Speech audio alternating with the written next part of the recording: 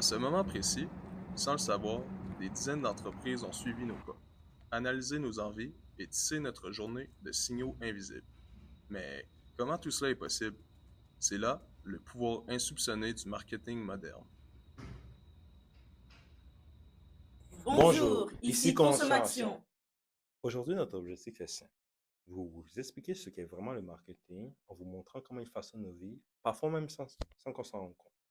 Le marketing, loin d'être une nouveauté, puise ses racines dans les grandes transformations industrielles du 19e siècle. Comprendre cette histoire, c'est comprendre comment nos comportements sont influencés par des stratégies invisibles mais redoutablement puissantes.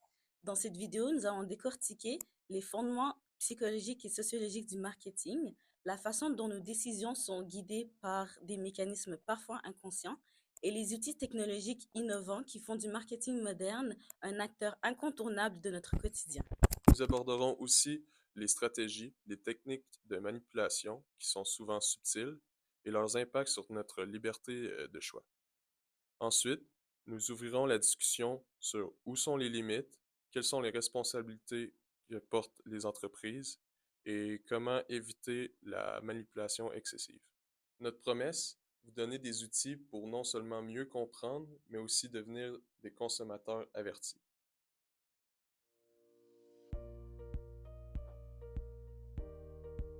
Avec la révolution industrielle et le Fordisme, la production se modernise, les salaires augmentent et le temps de travail de la classe moyenne est réduit. Ce phénomène amène l'émergence de la classe moyenne qui peut maintenant se permettre de consommer. La réalité de la bourgeoisie étant les seuls qui étaient dans la mesure de le faire n'est plus d'actualité. Le prolétariat qui avant se démarquait qu'en ayant sa force de travail à échanger peut maintenant aussi se permettre ceci.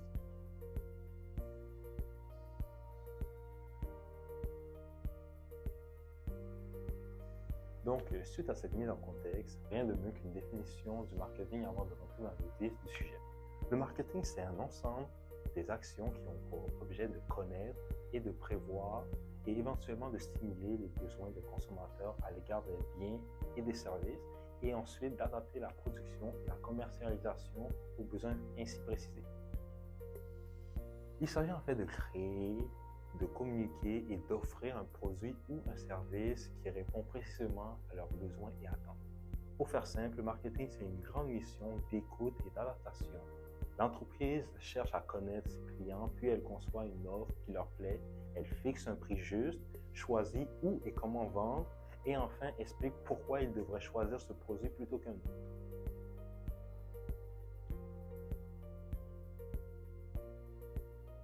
Prenons un exemple concret. Imaginez qu'une entreprise souhaite sortir une nouvelle paire de chaussures.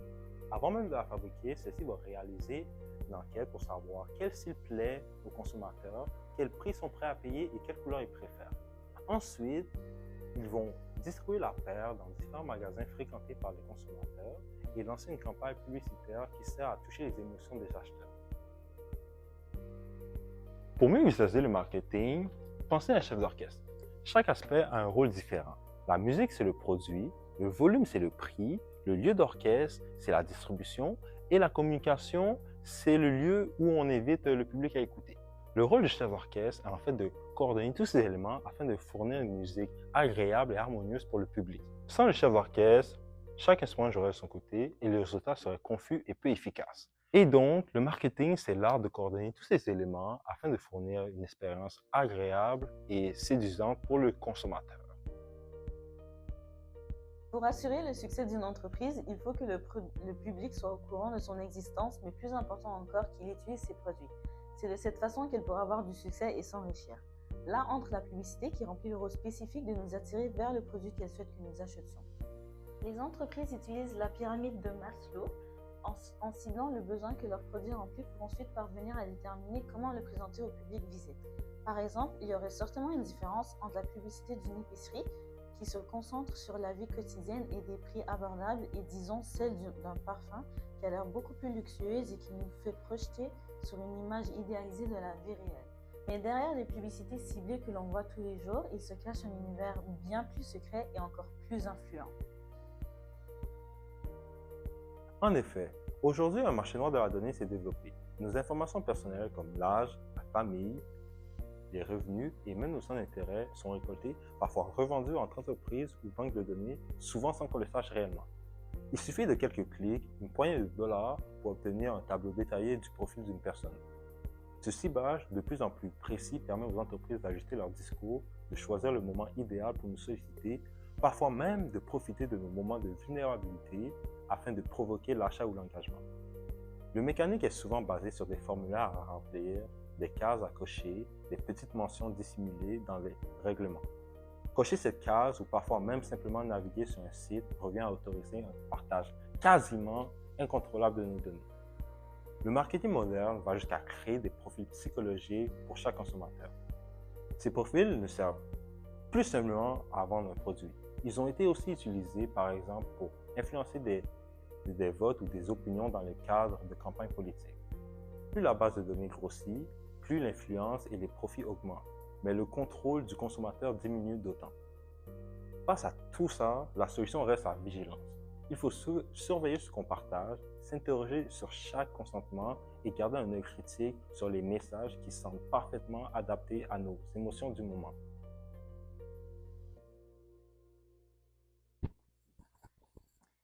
Connaissez-vous le mythe grec de Narcisse, celui qui, après avoir aperçu son reflet sur la surface d'un cours d'eau, tomba amoureux de lui-même? Eh bien, imaginez une force extérieure qui rend son reflet toujours plus attirant, et donc alimente son amour pour lui-même. C'est en quelque sorte ce que les marques tentent de provoquer dans notre cerveau, augmenter toujours et plus notre estime de soi. En tant qu'être humain, nous voulons toujours nous offrir ce qu'il y a de mieux, avoir un produit à la meilleure qualité possible car nous nous jugeons le mériter. Les marques font de même en nous confirmant nos pensées telles que nous le dit la psychologue française Cécile Cloula. La marque devient parfois quasiment notre coach en gonflant notre ego. Le produit a parfois des pouvoirs quasi thérapeutiques. Vous allez devenir quelqu'un de différent grâce à l'achat et à la consommation de notre produit. Vous êtes mieux que tous les autres si vous nous achetez. La marque nous place sur un piédestal. Grâce à elle, nous nous sentons devenir quelqu'un d'exceptionnel. Je suis quelqu'un de tellement intéressant qui a tellement de qualités que je mérite cette marque. Aujourd'hui, attendre d'économiser pour s'acheter quelque chose paraît presque dépassé. Une carte de crédit permet d'acheter immédiatement, mais il faut se rappeler que c'est de l'argent emprunté et qu'il faut la rembourser.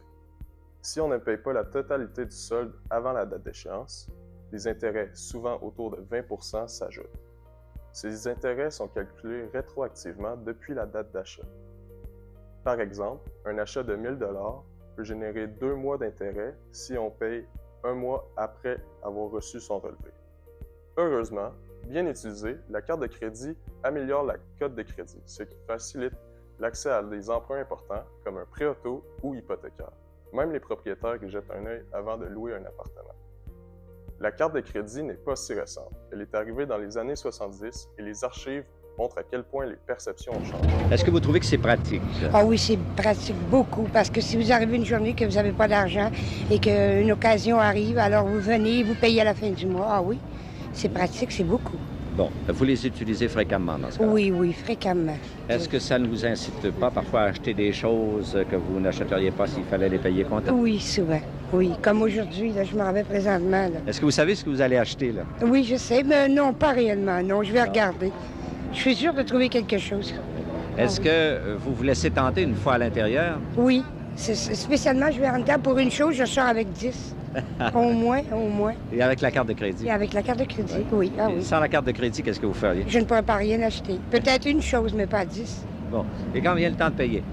Alors, je paie à la fin du mois. C'est un budget qui est, moi, j'aime beaucoup. C'est beaucoup économique. Avant, la carte de crédit était réservée surtout aux plus riches pour des achats luxueux, alors que la classe moyenne l'utilisait seulement pour des investissements sur leur maison. Avec la démocratisation du crédit, notamment grâce à la carte de crédit, les consommateurs ont commencé à dépenser davantage, ce qui a favorisé l'économie.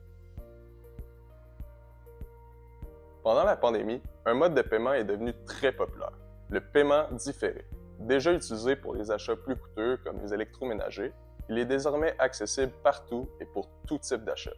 Il permet de payer en 2 à 5 versements et le plus beau dans tout ça, c'est sans intérêt ni enquête de crédit, et parfois même en choisissant son versement initial. Parfait pour acheter plus. parfois sans prendre en considération sa capacité de rembourser. Mais attention, ce système entraîne des risques comme la surconsommation ou l'accumulation de dettes, que ce soit en étant en défaut de paiement ou en s'endettant avec le crédit pour rembourser. On sait aussi peu de choses sur l'impact réel de ces services sur la cote de crédit, même si les entreprises promettent que ce n'est pas le cas. Et avec une dette moyenne de 883 $ chez les utilisateurs, il ne serait pas surprenant que ces services finissent par ajouter des intérêts ou une enquête de crédit pour se protéger. Cette dette risque d'augmenter surtout quand on voit les raisons pour lesquelles les consommateurs utilisent ces services de Gabriel, paiement. s'il y a un risque que des personnes ne paient pas et qu'il n'y a pas intérêt à compenser le risque d'attendre après l'argent, pourquoi les entreprises et les détaillants offrent-ils de plus en plus ce service?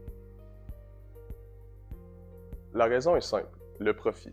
En effet, les détaillants et les autres commerces en ligne ont remarqué une augmentation de leur taux de conversion jusqu'à 22%. En d'autres mots, cela veut dire que sur 100 personnes qui visitent un magasin, il y en a 22 de plus qu'à l'habitude qui finiront à la caisse enregistreuse. Ils ont aussi remarqué que la valeur moyenne du panier augmente de 30 à 35%.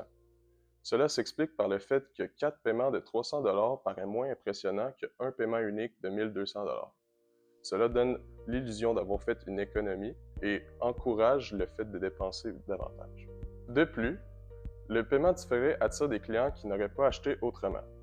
Pour les commerçants, ce n'est que du bénéfice puisqu'ils reçoivent le montant total de leur facture et c'est les fournisseurs du service qui assument le risque de non-paiement, ce qui garantit une meilleure liquidité pour les magasins. Les commerçants n'ont donc aucune raison valable de ne pas offrir ce service. Aujourd'hui, le marketing et la technologie sont devenus inséparables. Les entreprises utilisent de plus en plus l'intelligence artificielle, les réseaux sociaux et une grande quantité de données pour mieux comprendre les consommateurs, les cibler et ainsi les influencer dans leurs décisions. D'abord, l'intelligence artificielle, connue sous le nom de l'IA, joue un rôle majeur. Elle analyse nos comportements en ligne, ce qu'on regarde, ce qu'on clique, ce qu'on achète et même à quel moment de la journée on est le plus actif. Grâce à ça, les entreprises peuvent prédire nos besoins et personnaliser leurs messages qu'elles nous envoient. Par exemple, en suggérant des produits, en ajustant des promotions ou en choisissant le bon moment pour nous contacter. L'IA aide aussi à créer du contenu. Des outils peuvent générer des textes, des messages ou des vidéos pour les pubs et les réseaux sociaux. Ça permet aux entreprises, même petites, de produire plus de contenu, plus vite et à moindre coût. Mais si ce contenu n'est pas personnalisé, il peut devenir générique et nuire à la crédibilité de la marque. On peut donc dire que le marketing moderne est plus puissant que jamais grâce à la technologie. Cependant, il est toujours important de se demander s'il s'agit de quelque chose dont nous avons réellement besoin. Et par là, je ne veux pas dire qu'il est mauvais de se faire plaisir. Au contraire, il faut bien se permettre des récompenses de temps en temps. Mais avec la volonté d'avoir une apparence attrayante, ces compagnies vont souvent essayer de nous faire croire qu'un certain objet nous est absolument indispensable. Que faisons-nous tout ce temps? Comment pouvons-nous possiblement vivre sans ceci ou cela? Il peut être pertinent d'utiliser le même outil dont se servent les entreprises pour déterminer de notre côté la différence entre un besoin et une envie. Si nous revenons à la pyramide de Maslow, nous remarquons qu'au premier étage se trouvent les besoins physiologiques qui sont probablement comblés si nous nous trouvons dans ce dilemme. Ensuite viennent ceux de sécurité. Ceux d'appartenance et d'estime ou d'estime de soi sont ceux dans lesquels entre la consommation. Par désir de vouloir faire partie d'une communauté ou d'un certain groupe, une pression d'acheter certains produits qui ne sont pas aussi nécessaires qu'on pourrait le penser surgit. Par exemple, avons-nous vraiment besoin d'une paire de chaussures de 200 $ ou pourrions-nous nous contenter d'une qui coûte que 50 $? Rappelons-nous que la publicité est censée servir de solution à des problèmes du quotidien à travers les produits proposés et par ce fait à créer une sorte de dépendance sociale des individus sur ces produits. Finalement, il n'y a rien de mal à dépenser de temps en temps pour se faire plaisir, mais il faut surtout garder en tête ce qu'il y a derrière toutes ces dépenses. Surtout si elles ont été inconsciemment imposées en vous convainquant que vous avez besoin, ou bien il s'agit d'un projet dont vous êtes certain qu'il améliorera votre vie. Nous espérons que notre vidéo vous aidera à rester plus vigilant et au plaisir de vous revoir. À la semaine prochaine!